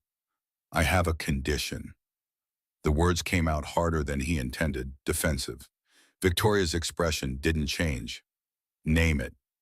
You have to be present, actually genuinely present. Not just hire me and disappear back into your office like you've delegated the problem away. I've been present every day for 3 weeks now. 3 weeks isn't nearly 8 years, Marcus leaned forward. Lily and Rose need their mother, not another paid caregiver, even if that caregiver is well compensated. If I'm going to accept this position, you have to commit to showing up, learning the techniques I use, practicing them daily, singing to the girls every single night, even when you're exhausted from board meetings. Victoria's hands tightened on the desk edge. That's what scares me most. What if I really try, and still fail? What if I'm present and consistent, and they still don't connect with me the way they connect with you? Then you keep trying anyway, because that's what parents do. We show up even when we're scared it won't be enough. She nodded slowly, something shifting in her expression.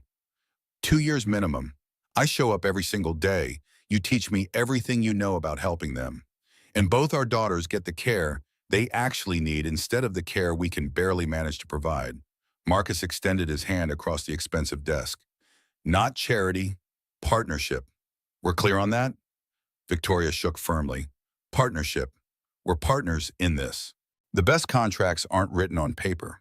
They're written in gestures of presence, repeated every single day until they become something both people can count on. Charlie Mendoza found Marcus in the staff break room late that afternoon, sitting alone with coffee gone cold, and the kind of expression that suggested a man wrestling with decisions that would change everything. Heard Mrs. Hayes made you an offer. The real kind, not just words. Charlie pulled out a chair, sat down with the easy familiarity of someone who'd earned the right to insert himself into other people's problems. You gonna take it? I don't know. Marcus rubbed his face. $78,000, full benefits, an apartment. It's more than I ever imagined making. Sounds like a yes to me. Or it sounds like I'm being bought, like I'm admitting I failed at taking care of my own daughter. Charlie was quiet for a long moment. When he spoke, his voice carried weight that made Marcus look up. You know what your problem is, hermano? Pride. You've got so much pride wrapped up in doing everything yourself that you'd rather let your daughter suffer than accept help from someone who can afford to give it. It's not pride. It's about maintaining my dignity, about being able to look Emma in the eye and know I provided for her. And I know that feeling because I had the same damn problem 12 years ago. Charlie's jaw tightened. Maria, my wife, she got diagnosed with stage 3 ovarian cancer. Doctors laid out the treatment plan: aggressive chemo, radiation, experimental drugs. Our insurance covered maybe 60%. Out-of-pocket costs were going to hit $200,000, maybe more. Marcus had never heard Charlie mention this. In all the months working together, the older man had talked about his daughters, his grandkids, his passion for authentic Mexican food. Never about losing his wife. My brother Luis, he's a software architect at Amazon, makes the kind of money that sounds made up. He came to me the day after Maria's diagnosis, said he'd cover whatever insurance didn't. Every penny, said that's what family does. Charlie's hands clenched around his coffee cup. And you know what I did? I said no. Told him thanks, but I'd handle it myself. because accepting his money felt like admitting I couldn't provide for my own wife. The break room felt too small suddenly, too quiet except for the hum of the refrigerator. So I worked doubles, picked up side jobs doing electrical work on weekends, tried to pay for the treatments while they were happening, always running 2 months behind, always scrambling. Charlie's voice went rough, but it wasn't enough. And I was too goddamn proud to go back to Luis and admit I needed him after I'd already refused. By the time I finally broke down and asked, 6 months later, the cancer had progressed. Treatment that might have worked in stage 3 didn't work in stage 4. Marcus felt his throat close. Maria died 3 months after I finally accepted help. The oncologist told me later that if we'd been able to start the full treatment and protocol immediately, if we hadn't had those 6-month delays while I was trying to scrape together payments, she probably would have survived. 70% chance, he said. Charlie finally looked up, eyes red. 6 months. That's what my pride cost me. That's what being too stubborn to accept help from family took from both of us. Charlie, I'm so sorry. I didn't know. You didn't know because I don't talk about it. Because living with that guilt is something I carry alone. And most days I manage to function anyway. He pushed his coffee aside. But I'm telling you now because I don't want you to make my mistake. Don't let pride kill someone you love, hermano. But Mrs. Hayes isn't family. She's my employer. Is she? Is she? Because from where I sit, she's a woman you've been teaching how to actually be a mother to her kids. A woman who's trying to return that gift by helping your kid get the care she needs. That's not an employment transaction. That's community. That's what people who care about each other do. Marcus wanted to argue, wanted to hold on to his certainty that accepting help meant admitting failure. But Emma's face appeared in his mind, her struggling through seizures that new medication could prevent, living in an apartment that barely met her needs because it was what he could afford, watching her father work himself toward an early grave out of stubborn pride. You think accepting help makes you weak? Charlie's voice gentled. It doesn't. Strength isn't never needing anybody. Real strength is knowing when to let people who actually care about you provide that care. It's having the courage to admit you can't do everything alone, even when every bone in your body wants to prove you can.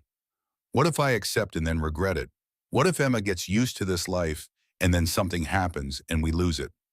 What if you don't accept and Emma has another seizure that the right medication could have prevented? What if you're so busy working 3 jobs that you're not there when she really needs you? Charlie stood, put a hand on Marcus's shoulder.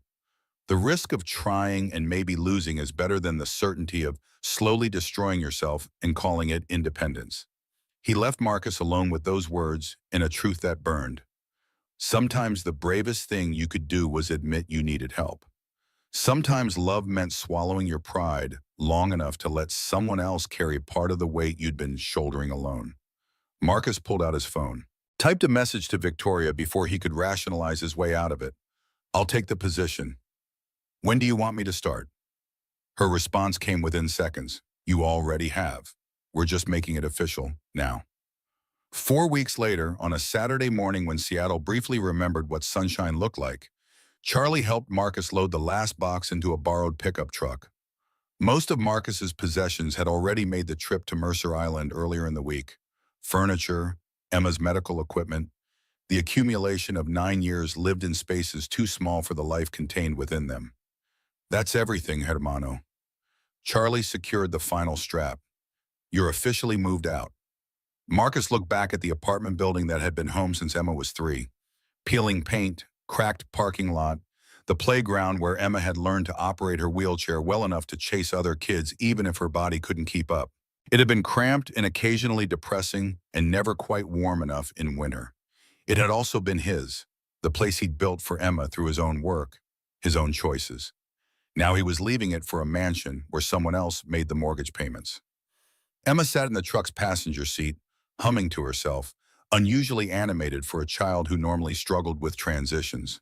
She'd visited the Hayes estate 3 times over the past month, had met Lily and Rose during carefully supervised introductions that had gone better than Marcus had dared hope.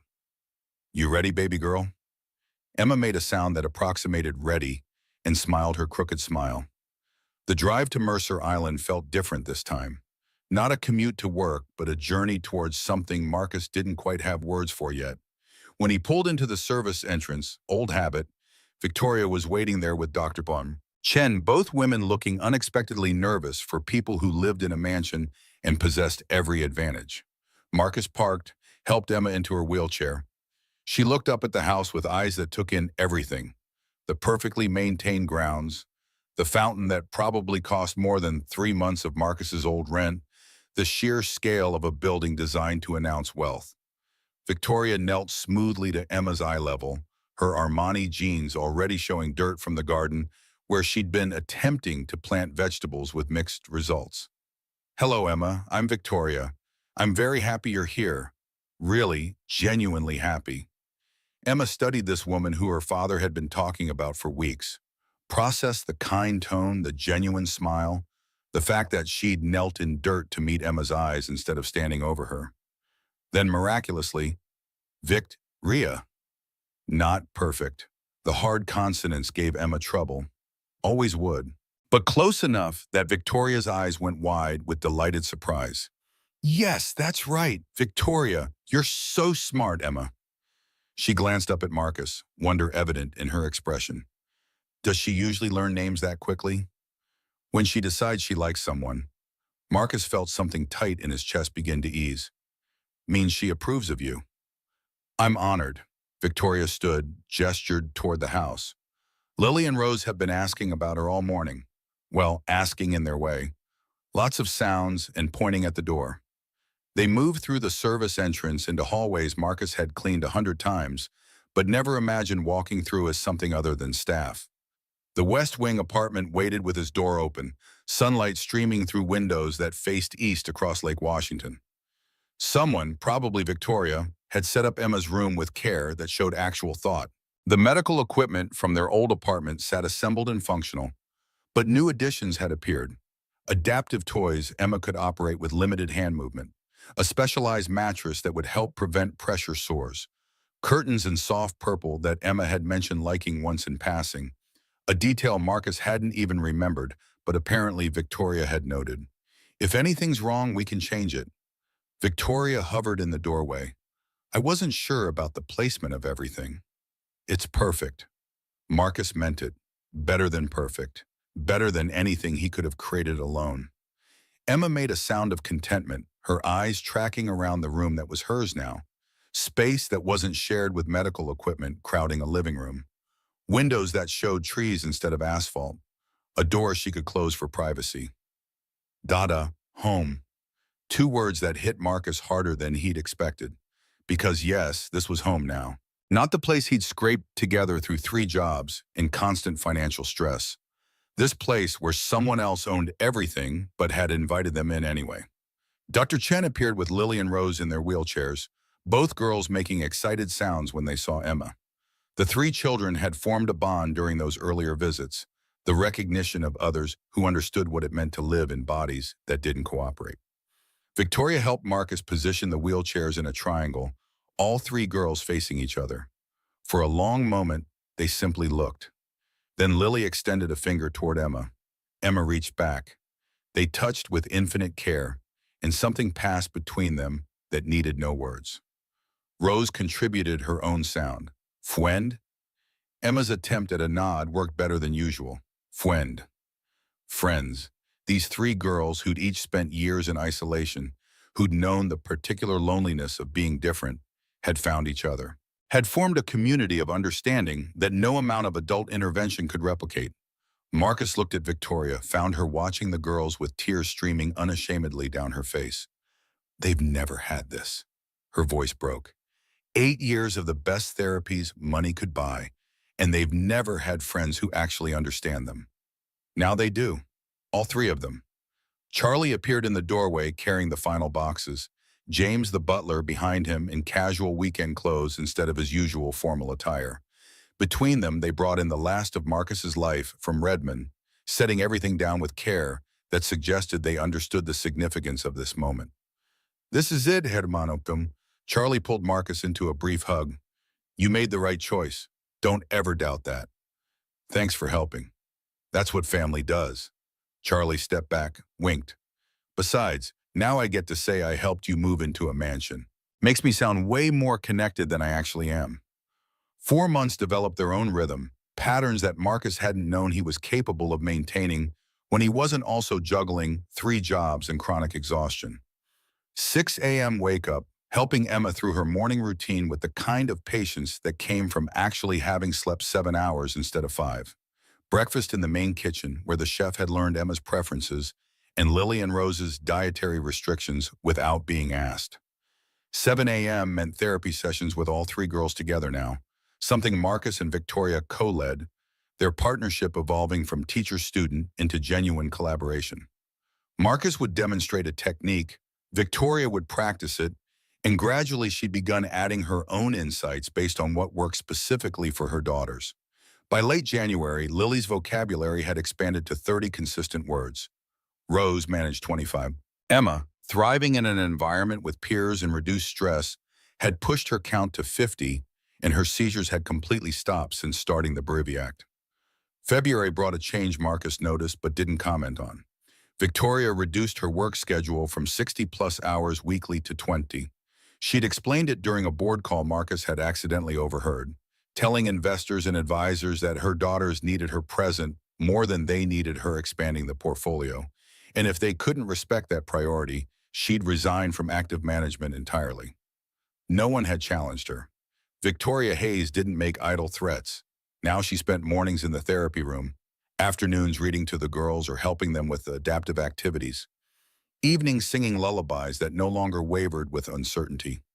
She'd learned to be present not just physically, but emotionally, showing up for her daughters in ways that money had never been able to accomplish. Marcus watched this transformation from someone who'd hired people to care so she wouldn't have to, into someone who couldn't imagine delegating the actual work of motherhood. It was remarkable. It was humbling. It reminded him that change was possible if people wanted it badly enough. March arrived with the kind of gray Seattle drizzle that made everyone remember why they'd stayed in Seattle despite the weather. Marcus sat in the corner of the therapy room, notebook in hand, while Victoria ran the entire morning session alone. She positioned Lily and Rose with practiced care, knew exactly which muscles to massage and how much pressure to apply, hummed the right frequencies to stimulate vocal cord awareness. Her voice had gained confidence, no longer tentative or apologetic, but steady with earned authority. That's wonderful, Lily. Try it again. Mama, you can do it, sweetheart. Lily's mouth worked, forming the sounds with effort that would have defeated a child with less determination. Ma, Victoria waited, patient as stone, giving her daughter time to finish the thought. Ma, love you. Not perfect grammar, not standard pronunciation, but unmistakably, Mama love you. The first time either twin had expressed verbal affection to Victoria despite 8 months of her showing up consistently. Rose, not to be outdone by her sister, added, Mama, stay. Victoria's composure shattered. She gathered both girls as close as their wheelchairs and her arms allowed, being against their hair with a rawness that Marcus had never seen from her. Not elegant grief, not controlled emotion, just a mother who'd finally earned her daughter's trust and couldn't contain what that meant. I love you too, so much. I'm not going anywhere, babies. Mama's staying right here, I promise. Always. Marcus stood quietly, slipped from the room to give Victoria privacy for this moment. She'd worked 4 months for it, had shown up every single day even when it was hard, even when the girls were unresponsive, even when she was tired and discouraged and tempted to retreat into the familiar comfort of delegation. She'd earned this, earned her daughter's love through the only currency that actually mattered: presence, consistency, refusal to give up. He found Dr. Chen in the hallway, both of them sharing a knowing look. She did it. Dr. Chen smiled. I heard. Lily told her mother, I love you. About time, frankly. Mrs. Hayes has been putting in the work daily. She deserved that acknowledgement. Marcus leaned against the wall, let himself feel the profound satisfaction of watching someone learn something he taught them, then surpass his teaching by making it their own. This was what it meant to help people, not doing everything for them, but showing them the path and trusting them to walk it. Late April brought weather that made Seattle briefly livable again. Actual sunshine, temperatures that didn't require multiple layers. the kind of spring evening that reminded people why they tolerated 9 months of gray. Victoria suggested a family dinner, nothing formal, just the people who'd made this strange arrangement actually work. Charlie and his wife, Maria, arrived first, bringing homemade tamales that sent Emma into excited bouncing in her wheelchair. Dr. Chen came with her husband, David, a software engineer who had heard so much about the girls he wanted to meet them properly. James appeared without his butler's uniform, looking unexpectedly normal in jeans and a polo shirt. They gathered in the breakfast room, not the formal dining room Victoria used for business functions, but the smaller space that faced the garden. Someone had set the table with everyday dishes, made it feel less like an event and more like actual family coming together. Emma sat at the table in her specialized chair, flanked by Lily and Rose in theirs. The three girls had developed their own communication system over the months. Sounds, looks, small gestures that conveyed meaning more effectively than words. Watching them talk to each other had gone old. Victoria stood at the head of the table, glass of wine in hand, but not yet raised. She looked different than she had 8 months ago when Marcus first started working here. Less polished maybe, but more alive. The kind of different that came from actually living instead of just existing in expensive spaces. I wanted to thank everyone who made the last 4 months work. Dr. Chen for her infinite patience with a mother who had to learn everything from scratch. James for being supportive even when I completely disrupted every household routine. Charlie for being the voice of reason when certain stubborn people, she glanced at Marcus, needed to hear uncomfortable truths. Charlie raised his glass with a grin. Any time, Ba. That's what friends do. And Marcus, Victoria turned fully toward him, for teaching me that being present matters infinitely more than being perfect, for showing my daughters what genuine consistency looks like, for reminding me that family isn't defined by blood alone. It's defined by who chooses to show up day after day, even when it's difficult. Marcus felt heat rise in his face. I just did what anyone would do. That's exactly what makes it matter. Victoria lifted her glass higher. To family, however we build it. To family, the room echoed, glasses clinking. They ate tamales and the chef's roasted vegetables and fresh bread that tasted like someone actually cared about making it well. Conversation flowed easily. Charlie telling electrical disaster stories that made everyone laugh. Dr. Chen sharing updates about the girls' progress. Emma attempting to hum along when Maria started singing softly in Spanish. Lily and Rose watched everything with increasing focus, no longer distant or disconnected, but present, engaged, part of the gathering in ways that would have seemed impossible 8 months ago. They couldn't participate the way typical children would, but they were here, aware, responding in their own ways. Victoria caught Marcus watching the girls, leaned slightly closer. They're happy. I don't think I've ever actually seen them happy before. Content maybe, or calm, but not this. They have friends now, have stability, have a mother who sees them as whole people instead of problems requiring solutions. That last part was your teaching. That part was you learning. Big difference. Their eyes met, held longer than strictly necessary. Something passed between them that neither acknowledged aloud, but both felt. Recognition that this had become more than an employer-employee arrangement, more than just two parents coordinating childcare. Marcus looked away first, uncomfortable with where his thoughts kept drifting lately. Victoria was his employer, his partner in raising their collective daughters. Nothing more, regardless of what his increasingly treacherous emotions suggested. After dinner, Victoria set up her phone for a group photo. For the record, so we remember this. She positioned everyone in the living room. Dr. Chen and David on one side, Charlie and Maria on the other, James in back. Marcus knelt between the three wheelchairs. Victoria knelt on the opposite side, one hand resting on Rose's chair. The phone timer flashed. Captured a moment that might never be exactly replicated. Three children who'd found each other, two parents learning to share duties, staff who'd become an extended family, all of them building something that defied conventional categories. Later, Victoria looked at the photo on her screen. We look like a real family. Marcus glanced at the image over her shoulder. We are a real family, just not the conventional kind. Is there such a thing as conventional anymore? Probably not. Maybe there never was. Victoria smiled, turned off her phone. I like this version better anyway, the one we're building ourselves. The weeks that followed settled into comfortable patterns, Marcus and Victoria splitting therapy duties, both of them attending to all three girls without clear divisions of whose child was whose. Emma thrived with the constant companionship. Lily and Rose progressed faster with a peer who understood their challenges. The household staff stopped referring to Marcus as the new hire and started just calling him by name, same as they did with Victoria. On a quiet Sunday afternoon in early May, Marcus found Victoria in the garden attempting to plant tomatoes. Her technique remained questionable, despite watching several YouTube tutorials, but her determination was admirable. "You're supposed to dig deeper than that." Marcus watched her make shallow holes in the raised bed soil. "I'm following the instructions." Instructions clearly written by people who've never actually gardened. He knelt beside her, demonstrated proper depth. "Like this, roots need room to establish." Their hands brushed in the dirt. Both noticed. Neither pulled away immediately. The moment stretched, charged with something unspoken. "Marcus," Victoria's voice was quiet. "What are we doing?" "Planting tomatoes?" "You know what I mean." He did.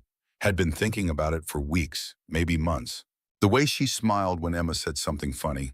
How her hand would find his shoulder when they were both working with the girls. The late-night conversations in the kitchen that had nothing to do with therapy schedules and everything to do with just wanting to talk to each other. "I don't know." Honest answer. "I know what it feels like. I'm just not sure what to do about it." Victoria sat back on her heels, dirt on her jeans and smudged on one cheek. "I'm not ready for whatever this might become. Not yet." "Neither am I." Marcus meant it. "Emma's still adjusting. The girls need stability. We should probably be smart. Take time. Make sure we're not just confusing proximity with something else." "Yeah." But when their eyes met again, they both knew the truth. This wasn't just proximity or gratitude or the natural bonding that came from raising children together. Something real was developing between them, built on mutual respect and shared purpose, and the kind of partnership that only came from working toward the same goal every single day. For now, they'd plant tomatoes and raise three girls and be whatever partners meant in this context. The rest could wait until they were both ready to name it. Marcus wiped dirt from Victoria's cheek with his thumb, the gesture more intimate than he'd intended. "You've got soil everywhere." Hazard of learning new things. She didn't move away from his touch. "You're a patient teacher. You're a dedicated student." They stayed kneeling in the garden, hands still touching in the soil that smelled like possibility. Neither quite ready to stand and return to the careful boundaries they'd maintained. Eventually the moment passed. They finished planting, washed up, returned to their separate spaces. But something had shifted that couldn't be unshifted, and they both felt it. That evening, after all three girls were settled for the night, Marcus stood on the small balcony off his apartment, looking at Lake Washington. His phone buzzed with a text from Victoria. "The tomatoes probably won't survive my gardening skills, but thank you for trying to teach me anyway." He typed back, "They'll be fine. You're better at this than you think." "At gardening or at everything else?" "Both." Three dots appeared, disappeared, appeared again. Finally, "Good night, Marcus. Sleep well." "You too." Marcus pocketed his phone, checked on Emma one final time. She slept peacefully, deeply, in a room with windows that showed trees and stars, in a house that had somehow become home, despite all the reasons it shouldn't have. He thought about the past 4 months, about Victoria learning to be present for daughters she'd been too afraid to fully love, about Emma thriving with medication Marcus could never have afforded alone, about three girls who'd found friendship and shared understanding, about partnerships that started as transactions and became something truer than either person had expected. Sometimes families weren't born. They were built, piece by piece, day by day, by people who chose to show up even when it was hard, who chose to trust even when it was scary, who chose to let others help carry weight that had been shouldered alone too long. Marcus turned off the light, closed Emma's door, and headed to his own room, thinking about tomatoes that might or might not survive Victoria's questionable gardening skills. thinking about how sometimes the best things in life came from unexpected places, built by people who were just trying to do right by the children they loved. Thinking that maybe, just maybe, this strange, imperfect family they'd accidentally created was exactly what all of them had needed all along.